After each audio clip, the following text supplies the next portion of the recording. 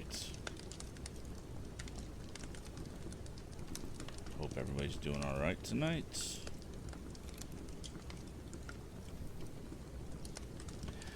Just getting ready to put out all the social media stuff. If you are hanging out already.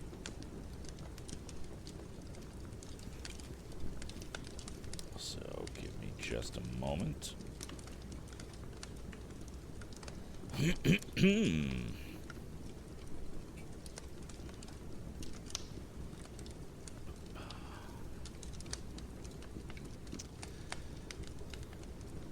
thanks for joining us tonight.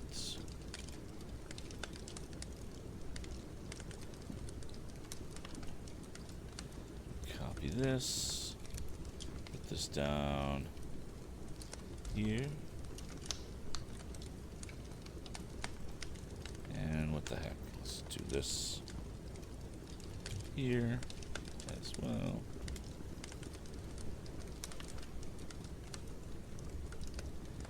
And yeah. Put that there. Put a notification here. And we'll put a notification over here. And put some notifications over here.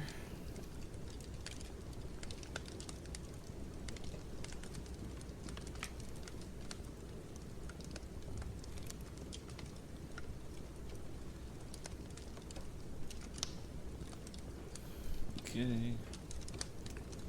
And we'll go to over here.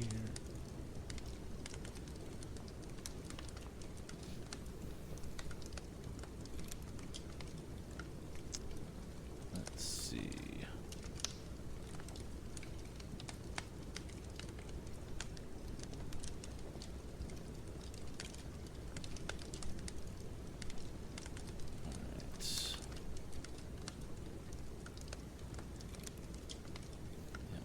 Here, and we'll be getting started really quickly, or really soon rather.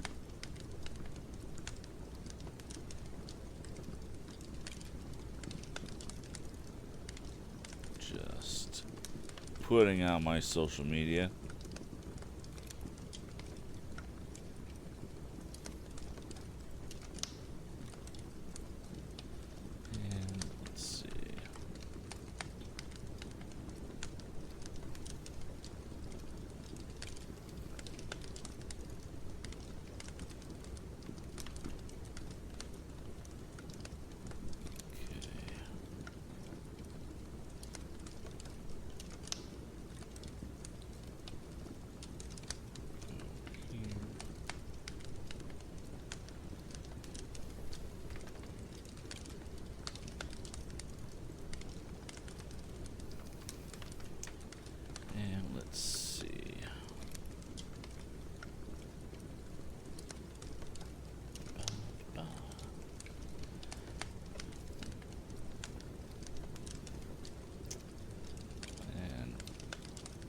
Thanks for hanging in while we get this all these notifications out.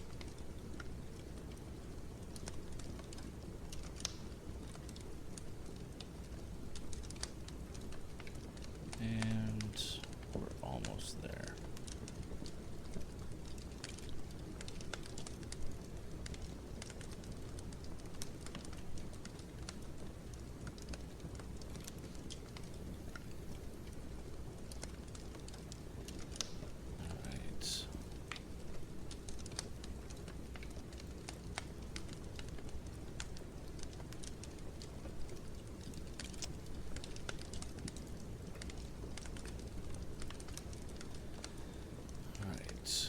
Couple more places.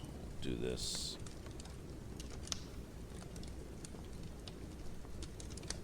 Here.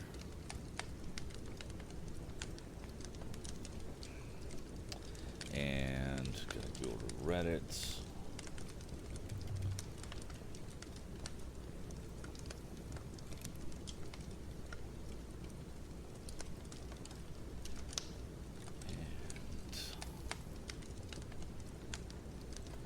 Want to find out.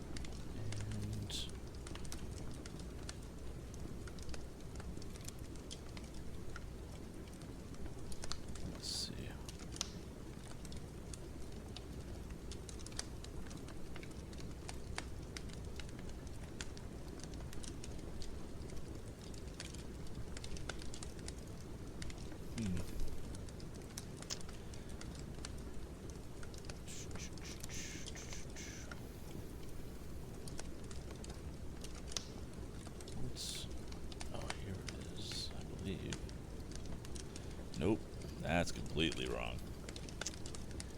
I'm a little confused as to why.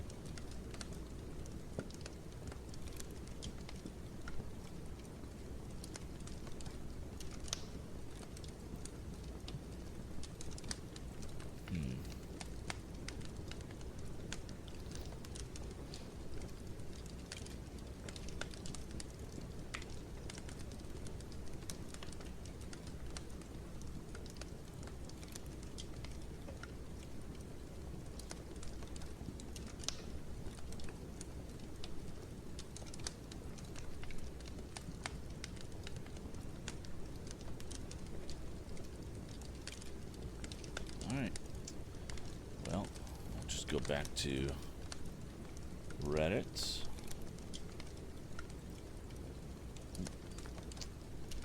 Go here.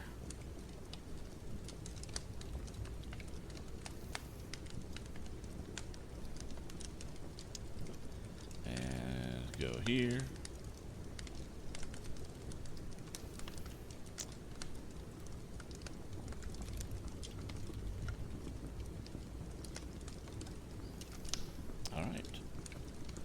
Go there. All right. So, we are back. And I hope everyone's doing well tonight. We're getting ready to start in on Chapter 16.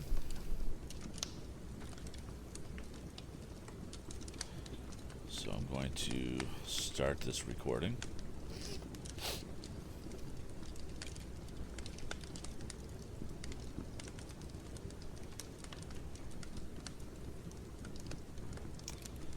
And the recording is started.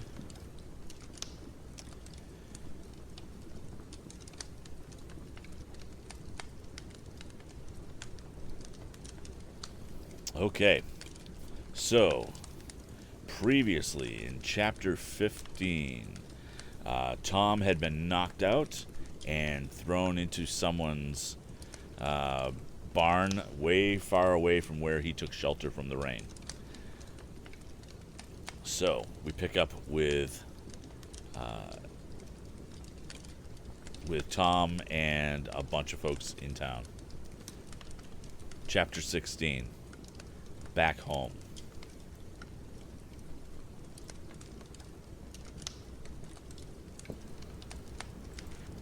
Chapter 16, Back Home. "We've got to organize a regular searching party," declared Jed Blackford after he and his father, together with Tom and the farmer's hired man, had searched up and down the road by the light of lanterns. "We'll organize a posse and have a regular hunt. This is the worst crime that's been committed in this district in many years, and I'm going to run the scoundrels to earth." Don't be talking nonsense, Jed, interrupted his father. You won't catch them fellers in 100 years. They're miles and miles away from here by this time in their automobile. All you can do is notify the sheriff. I guess we'd better give this young man some attention. Let's see. You said your name was Quick, didn't you? No, but it's very similar, answered Tom with a smile. It's Swift. I knowed it was something that had to do with speed, went on Mr. Blackford. Well, now suppose you come into the house and have a cup of tea. You look sort of draggled out. Tom was glad enough to avail himself of the kind invitation, and he was soon in the comfortable kitchen, relating his story with more detail to the farmer and his family. Mrs. Blackford applied some homemade remedies to the lump on the youth's head, and it felt much better. I'd like to take a look at my motorcycle, he said after his second cup of tea. I want to see if those men damaged it any. If they have, I'm going to have trouble getting back home to tell my father of my bad luck. Poor Dad. He will be very much worried when I tell him the model and his patent papers had been stolen. It's whoa, I can't speak. Blah, blah. It's too bad, exclaimed Mrs. Blackford. I wish I'd hold them scoundrels. And her usual gentle face bore a severe frown. Of course, you can have your thingamabob in to see if he's hurt, but please don't start it in here. They make a terrible racket. No, I'll look it over in the woodshed, promised Tom. Wow. It's going to be one of those nights, folks. If it's all right, I think I'll start back home at once. No, you can't do that, declared Mr. Blackford. You're in no condition to travel. You might fall off and get hurt. It's nearly 10 o'clock now. You just stay here all night, and in the morning, if you feel all right, you can start off. Couldn't let you go tonight. Indeed, Tom did not feel very much like undertaking the journey, for the blow on his head made him dazed, and the chloroform caused a sick feeling.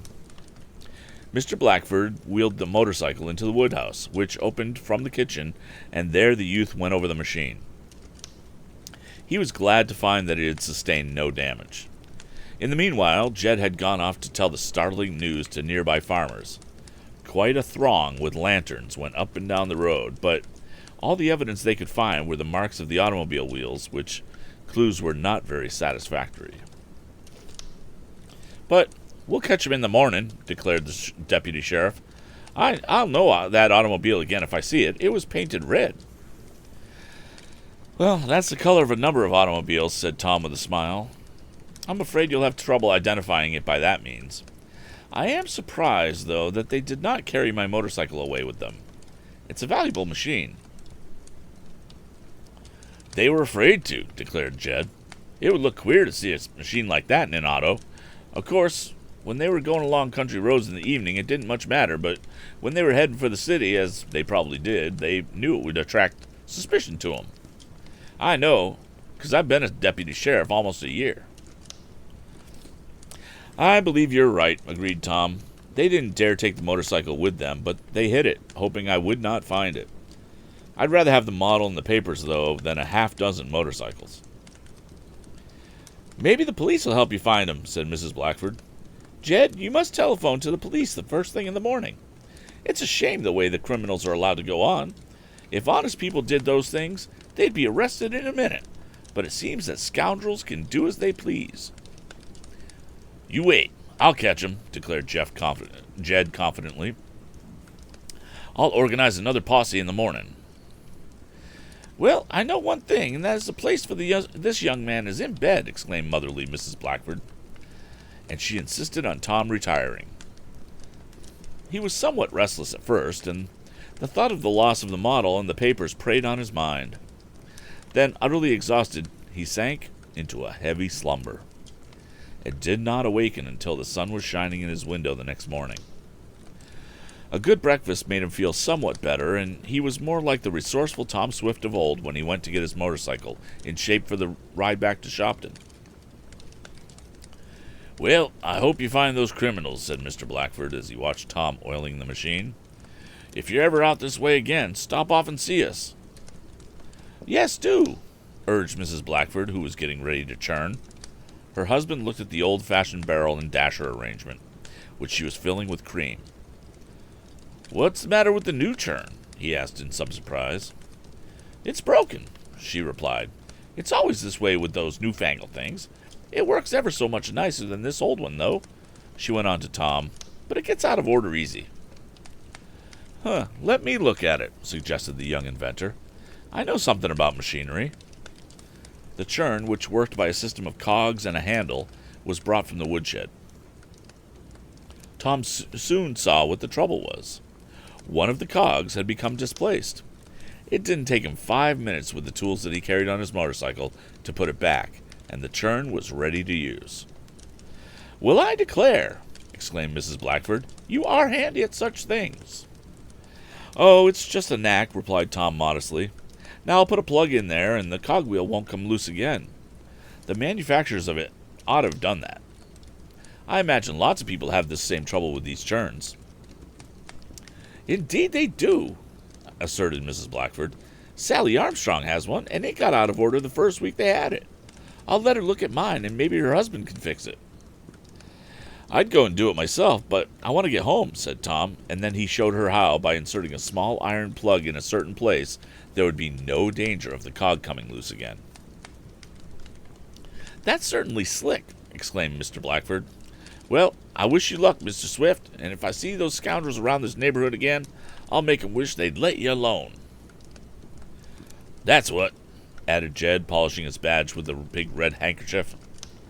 Mrs. Blackford transferred the cream to the new churn, which Tom had fixed, and as he rode off down the highway on his motorcycle, she waved one hand to him, while with the other she operated the handle of the apparatus. "Now for a quick run to Shopton to tell Dad the bad news," spoke Tom to himself as he turned on full speed and dashed away. "My trip has been a failure so far." And that's the end of chapter 16. So we'll go back to chat room. See if anybody's in there. Check it out.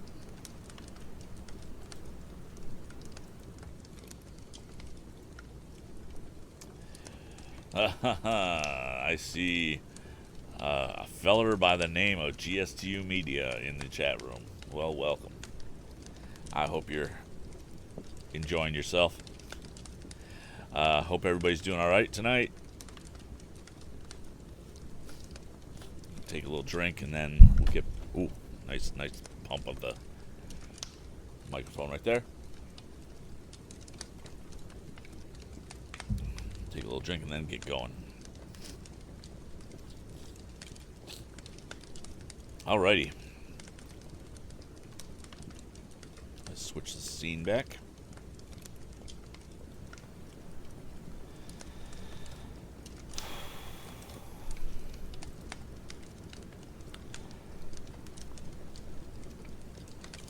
Previously on Chapter 16 of Tom Swift and His Motorcycle.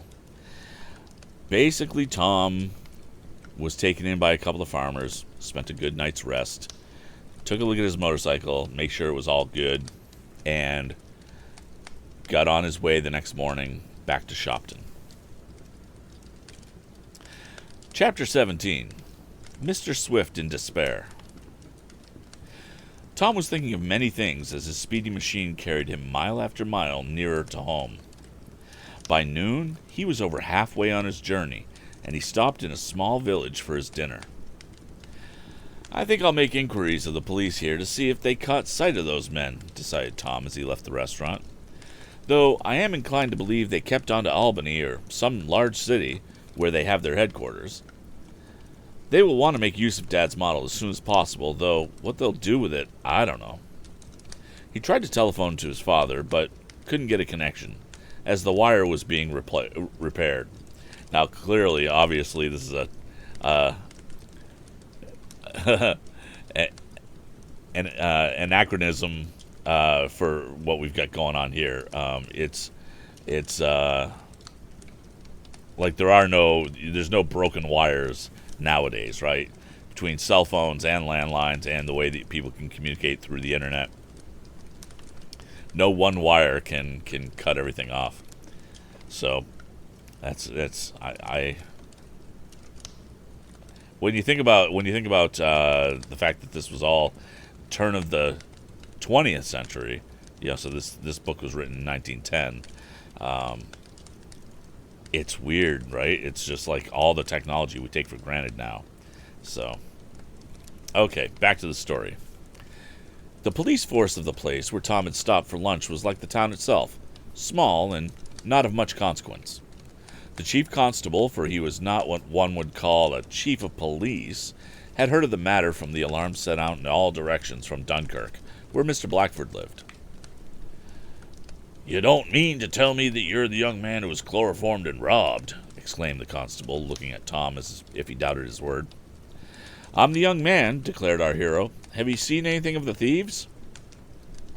"Not a thing, though I've instructed all my men to keep a sharp lookout for a red automobile with 3 scoundrels in it. My men are to make an arrest on sight." "How many men have you?" "2," was the rather surprising answer. "But one has to work on a farm daytime, so I ain't really got but one in what you might call active service." Tom restrained a desire to laugh. At any rate, the aged constable meant well. "One of my men seen a red automobile a little while before you come into my office," went on the official. "But it wasn't the one you wanted, because a young woman was running it all alone. It struck me as rather curious that a woman would trust herself all alone in one of them things, wouldn't it you?" "Oh, no. Women and young ladies often operate them," said Tom. "I should think you'd find one handier than the 2-wheeled apparatus that you have out there," went on the constable, indicating the motorcycle, which Tom had stood up against a tree. "I may have one someday," replied the young inventor, "but I guess I'll be moving on now. Here's my address in case you hear of anything of those men. But I don't imagine you will." "Me either. Fellows as slick as them won't come back this way and run the risk of being arrested by my men. I have 2 on-duty nights," he went on proudly, "besides myself, so you see we're pretty well protected." Tom thanked him for the trouble he had taken and was soon on his way again. He swept on along the quiet country roads, anxious for the time when he could consult with his father over what would be the best course to take.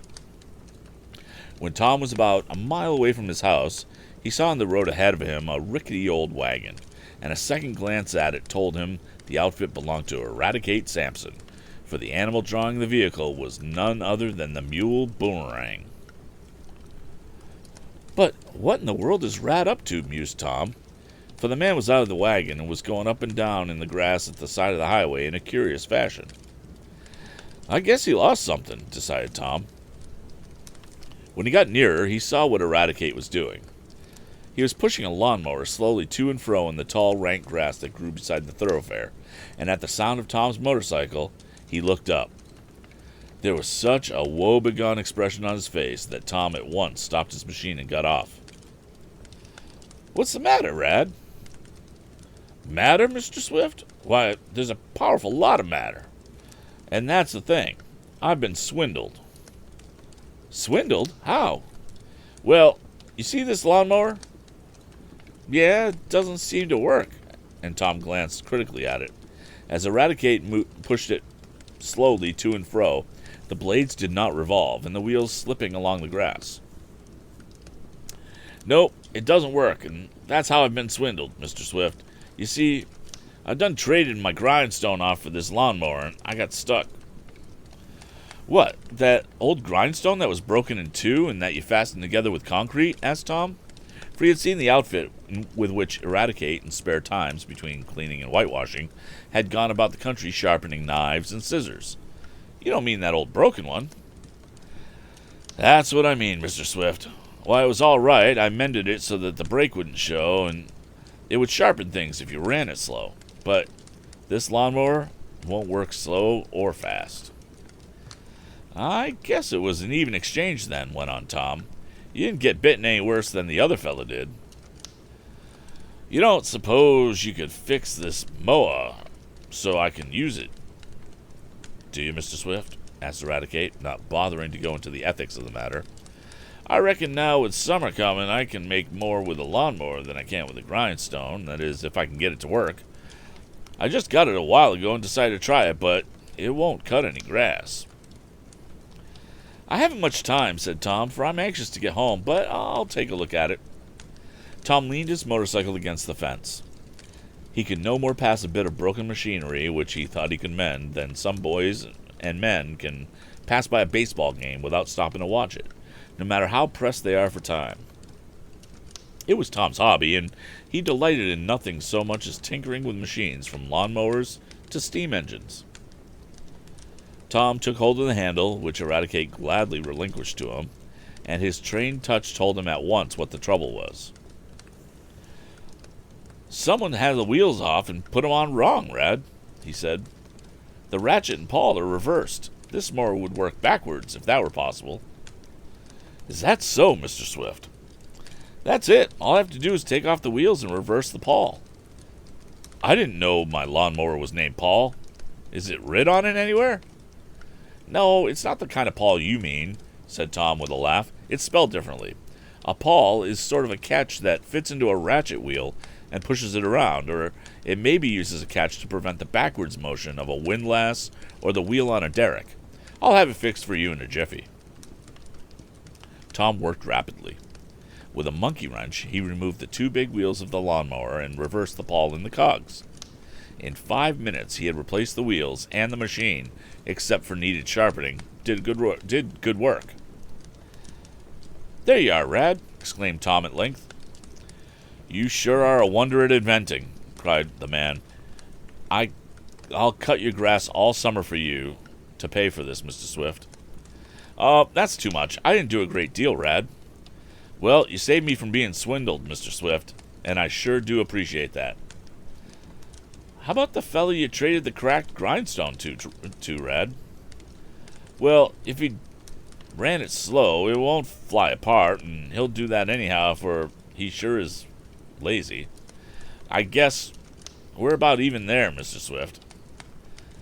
"All right," spoke Tom with a laugh. "Sharpen it up, Rad, and start in to cut grass. It'll soon be summer."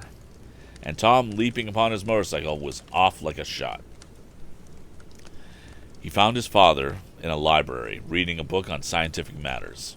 Mr. Swift looked up in surprise at seeing his son. "What? Back so soon?" he asked. You did make a flying trip. Did you give the model and papers to Mr. Crawford?" "No, Dad. I was robbed yesterday. Those scoundrels got ahead of us after all. They have your model. I tried to telephone you, but the wires were down or something." "What?" cried Mr. Swift. "Oh, Tom, that's too bad. I'll lose $10,000 if I can't get the model and those papers back." And with a despairing gesture, Mr. Swift rose and began to pace the floor. And that's the end of chapter 17. 17, right. And we'll go back here. And go back to the chat room. And we got a few more people in the chat room. Commander Root, Host Me Raffle, S1 Faka, Zane Kyber. How you guys doing tonight?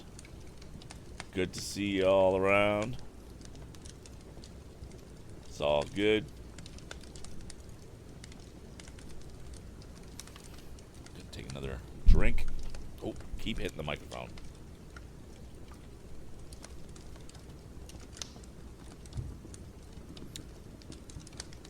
Alrighty.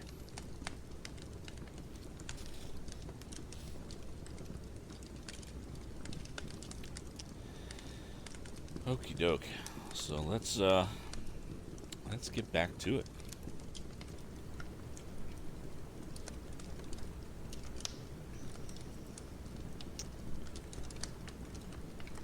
Previously on Tom Swift and his motorcycle. Well, Tom finally got back on the road and finally got home and told his dad what the deal was. And Mr. Swift Sr. is none too pleased. Chapter 18. Happy Harry Again. Tom watched his father anxiously. The young inventor knew the loss had been a heavy one, and he blamed himself for not having been more careful. "Tell me all about it, Tom," said Mr. Swift at length. "Are you sure the model and papers are gone? How did it happen? Then Tom related what had befallen him. Oh, that's too bad, cried Mr. Swift. Are you much hurt, Tom? Shall I send for the doctor? For the time being, his anxiety over his son was greater than that concerning his loss. No, indeed, Dad, I'm all right now. I got a bad blow on the head, but Mrs. Blackford fixed me up. I'm awfully sorry. There. Now, don't say another word, interrupted Mr. Swift. It wasn't your fault. It might have happened to me.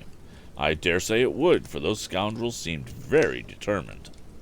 They're desperate and will stop at nothing to make good the loss they sustained on the patent motor they exploited.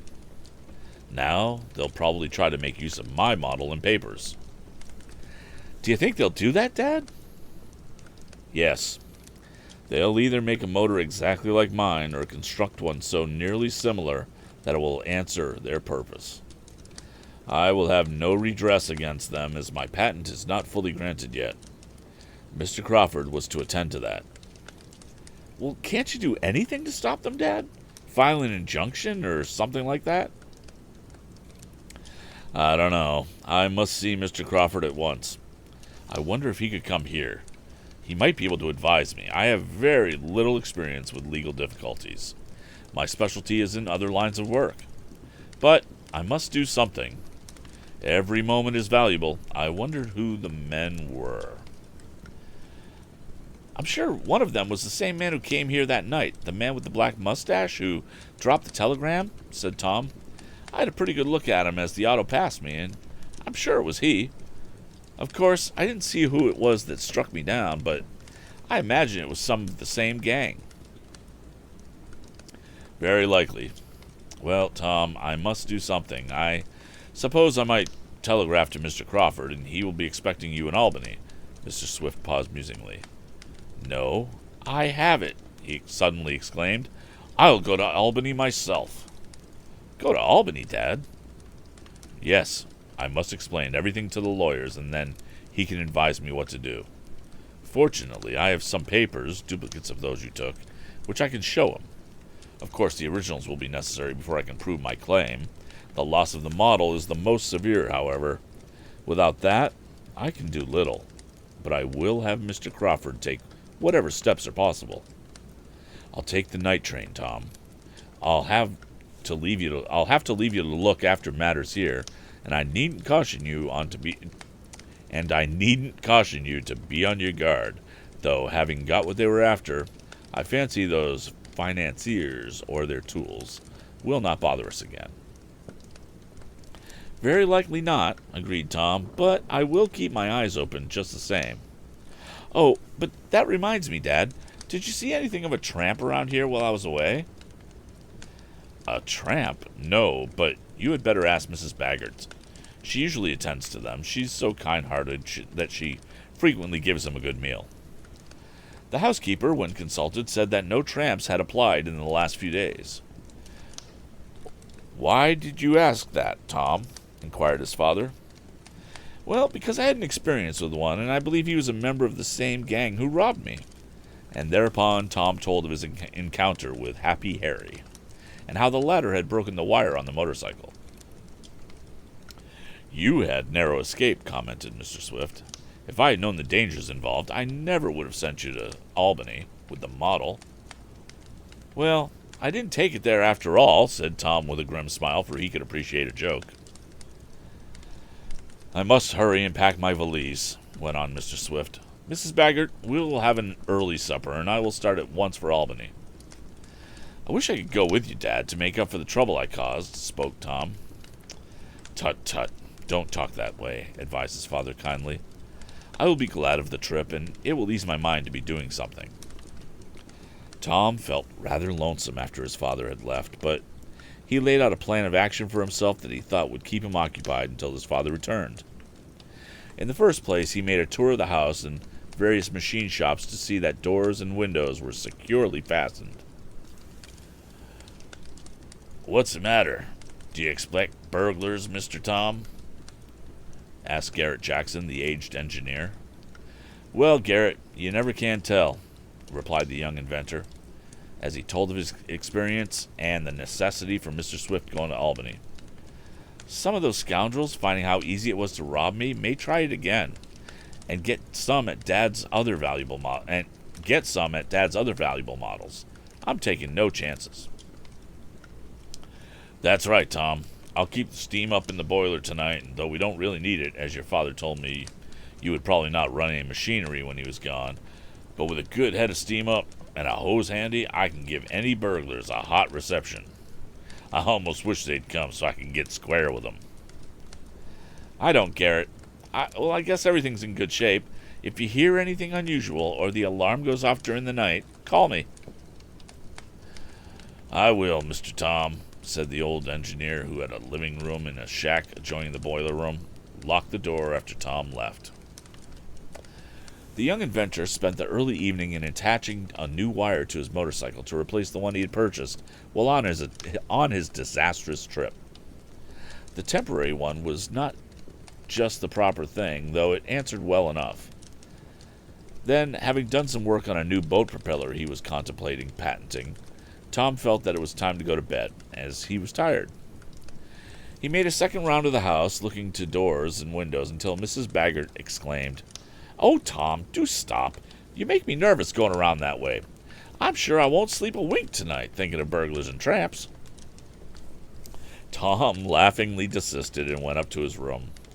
He sat up a few minutes, writing a letter to a girl of his acquaintance, for, in spite of the fact that the young inventor was very busy with his own and his father's work, he found time for lighter pleasures. Then, as his eyes seemed determined to close of their own accord, if he didn't let them, he tumbled into bed. Tom fancied it was nearly morning when he suddenly awoke with a start. He heard a noise, and at first he couldn't locate it. Then his trained ear traced it to the dining room. Why, Mrs. Baggert must be getting breakfast, and is rattling the dishes, he thought. But why is she up so early?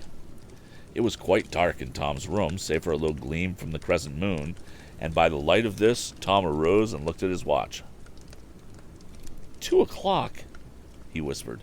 That can't be Mrs. Baggert unless she's sick and got up to take some medicine. He listened intently. Below, in the dining room, he could hear stealthy movements. Mrs. Baggert would never move around like that, he decided. She's too heavy. I wonder... It's a burglar. One of the gang has gotten in, he exclaimed in tense tones. I'm going to catch him at it. Hurriedly, he slipped on some clothes. Then, having softly turned on the electric light in his room, he took from a corner a small rifle, which he made sure was loaded. Then, having taken a small electric flashlight, of the kind used by policemen and sometimes by burglars, he started on tiptoe towards the lower floor. As Tom softly descended the stairs, he could more plainly hear the movements of the intruder. He made out now that the burglar was in Mr. Swift's study, which opened from the dining room. He's after Dad's papers, thought Tom. I wonder which one this is. The youth had often gone hunting in the woods, and he knew how to approach cautiously. Thus, he was able to reach the door of the dining room without being detected. He had no need to flash his light, for the intruder was doing that so frequently with the one he carried that Tom could see him perfectly. The fellow was working at the safe in which Mr. Swift kept his more valuable papers. Softly, very softly, Tom brought his rifle to bear on the back of the thief. Then, holding the weapon with one hand, for it was very light, Tom extended the electric flash so that the glare would be thrown on the murderer. The murderer, oh my God, I just completely ruined that. Thrown on the intruder, and would leave his own person in the black shadows. Pressing the spring which caused the lantern to throw out a powerful glow, Tom focused the rays on the kneeling man. That'll be about all, the youth exclaimed in as steady a voice as he could manage. The burglar turned like a flash, and Tom had a glimpse of his face. It was the tramp, Happy Harry, whom he had encountered on the lonely road. End of chapter 18.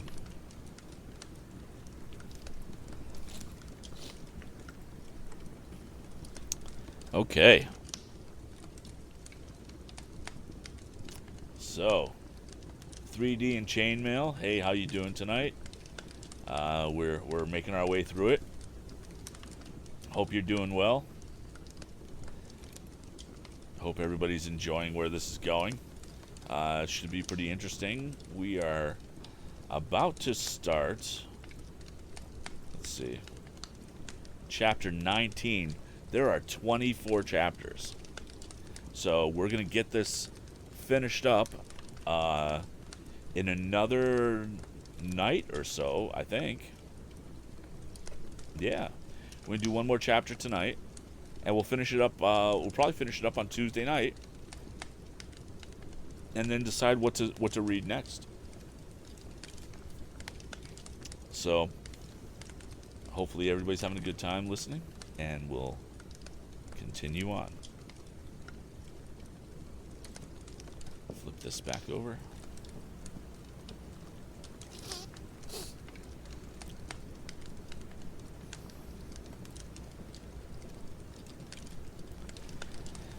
Previously on Tom Swift and his motorcycle. So Tom got home, explained to his dad what the whole deal was, talked about the theft of the model and the papers, and Dad took off for Albany. Tom wakes up in the middle of the night and finds Happy Harry in the dark in Mr. Swift's study. Chapter 19. Tom on a hunt.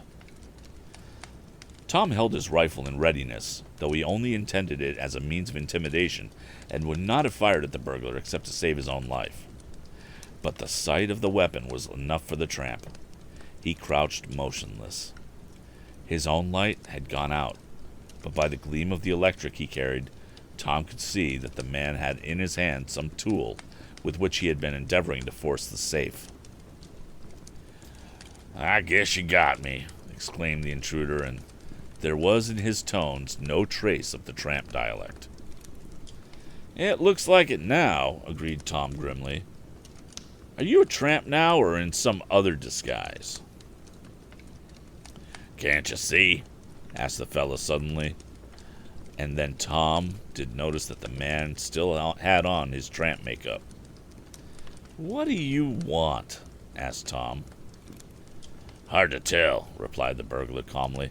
"I hadn't got the safe open before you came down and disturbed me. I'm after money, naturally." "No, you're not," exclaimed Tom. "What's that?" And the man seemed surprised. "No, you're not," went on Tom, and he held his rifle in readiness. "You're after the patent papers and the model of the turbine motor. But it's gone. Your Confederates got it away from me. They probably haven't told you yet, and you're still on the hunt for it. You'll not get it, but I've got you." "So I see," admitted Happy Harry, and he spoke with some culture. "If you don't mind," he went on, "would you just as soon move that gun a little? It's pointing right at my head, and it might go off." "Oh, it's going to go off very soon," exclaimed Tom grimly, and the tramp startled in alarm. "Oh, I'm not going to shoot you," continued the young inventor. "I'm going to fire this as an alarm, and the engineer will come in here and tie you up. Then I'm going to hand you over to the police. This rifle is a repeater, and I'm a pretty good shot. I'm going to fire once now to summon assistance, and if you try to get away, I'll be ready to fire a second time, and that won't be so comfortable for you. I've caught you, and I'm going to hold on to you until I get the model and those papers back." "Oh, you are, hey?" asked the burglar calmly. "Well, all I got to say is that you've got grit. Go ahead. I'm caught good and proper. I was foolish to come in here, but I thought I'd take a chance." "Who are you, anyhow? Who are the men working with you to defraud my father of his rights?" asked Tom somewhat bitterly. "I'll never tell you," answered the burglar. "I was hired to do certain work, and that's all there is to it. I'm not going to peach on my pals." "We'll see about that," burst out Tom. Then he noticed that a dining room window behind where the burglar was kneeling was open. Doubtless the intruder had entered that way, and intended to escape in the same manner. "I'm going to shoot," announced Tom, and aiming his rifle at the open window, where the bullet would do no damage, he pressed the trigger. He noticed that the burglar was crouching low down on the floor, but Tom thought nothing of this at that time. He imagined that Happy Harry, or whatever his name was, might be afraid of getting hit. There was a flash of fire and a deafening report as Tom fired. The cloud of smoke obscured his vision for a moment, and as the echoes died away, Tom could hear Mrs. Baggert screaming in her room. "It's all right," cried the young inventor reassuringly. "No one's hurt, Mrs. Baggert." Then he flashed his light on the spot where the burglar had crouched. As the smoke rolled away, Tom peered in vain for a sight of the intruder. Happy Harry was gone. Holding his rifle in readiness in case he should be attacked from some unexpected quarter, Tom strode forward. He flashed his light in every direction. There was no doubt about it. The intruder had fled. Taking advantage of the noise when the gun was fired and under the cover of the smoke, the burglar had leaped from the open window. Tom guessed as much. He hurried to the casement and peered out, and at the same time noticing the cut wire of the burglar alarm. It was quite dark, and he fancied he could hear the noise of someone running rapidly. Aiming his rifle into the air, he fired again, at the same time crying out, "Hold on!" "All right, Master Tom, I'm coming," called the voice of the engineer from his shack. "Are you hurt? Is Mrs. Baggert murdered? I hear her screaming."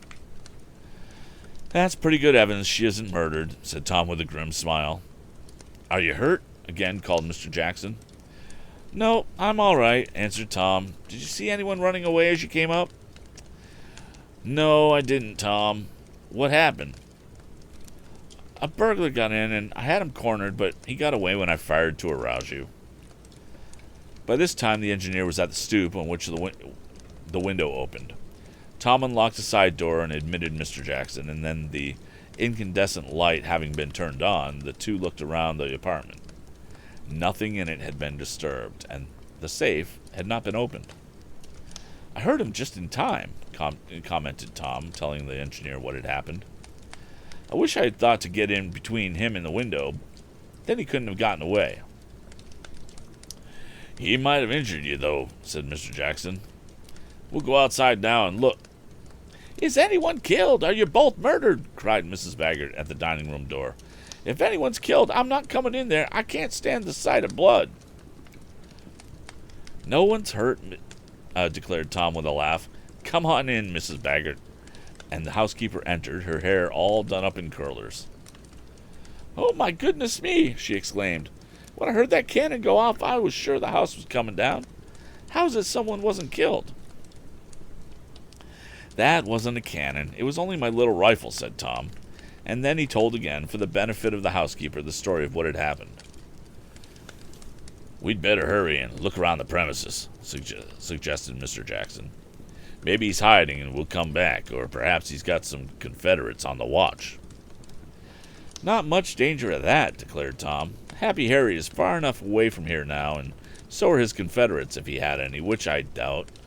Still, it'll do no harm to take a look around." A search resulted in nothing, and the Swift household had soon settled down again, though no one slept soundly during the remainder of the night. In the morning, Tom sent word of what had happened to the police of Shopton. Some officers came out to the house, but beyond looking wisely at the windows by which the burglar had entered and some footprints in the garden, they could do nothing. Tom wanted to go off on his motorcycle on a tour of the surrounding neighborhood to see if he could get any clues, but he did not think it would be wise in the absence of his father.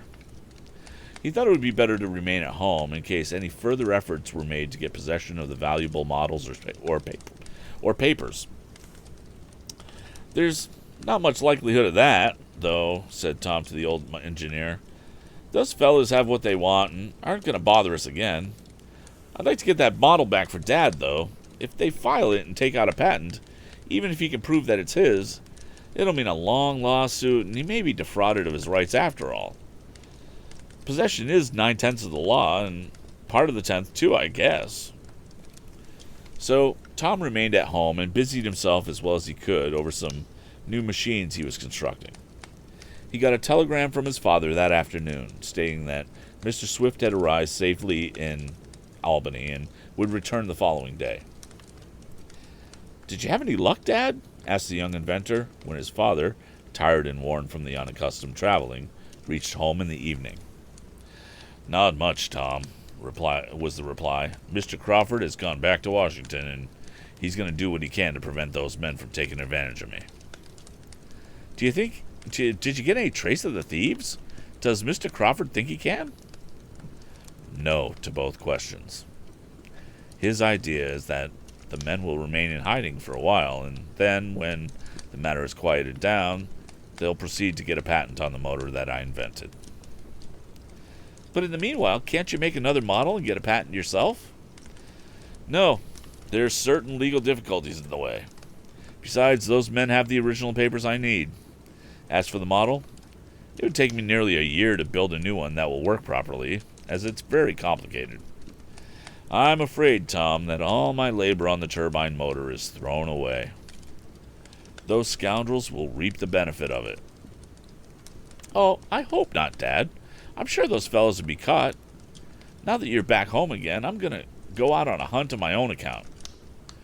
I don't put much faith in the police. It was through me, Dad, that you lost your models in the papers, and I'll get them back." "No, you must not think it was your fault, Tom," said his father. "You couldn't help it, though I appreciate your desire to recover the missing model." "And I'll do it too, Dad. I'll start tomorrow, and I'll make a complete circuit of the country for 100 miles around. I can easily do it on my motorcycle. If I can't get on the trail of the 3 men who robbed me, maybe I can find Happy Harry." "I doubt it, son. Still, you may try. Now, I must write to Mr. Crawford and tell him about the attempted burglary while I was away. It may give him a clue to work on. I'm afraid you ran quite a risk, Tom." "I didn't think about that, Dad. I only wish I had managed to keep that rascal a prisoner." The next day, Tom started off on a hunt. He planned to be gone overnight, as he intended to go first to Dunkirk, where Mr. Blackford lived, and begin his search from there. And that's the end of chapter 19. Okay, so things are clearly heating up. We are now 5 chapters away. We got chapters 21, 2, 3, and 4. And so we may do those all in one night, on the next night, which will be Tuesday. Let me see how we do with that. We might just do the same 4 chapters and then take another night, do the last chapter, and then discuss the entire book. But where do you guys think it's going to be? I surely don't know. But it's been an interesting read so far. And I'm hoping that everybody's having a good time. So let's see. Windsock, welcome to the stream. Good to see you. Okay. So that'll do it for tonight. Thank you guys so much for joining me tonight. And we will see you next time. Next one is Tuesday. Go ahead and take a look below, and you'll see when the next time is. Have a good evening.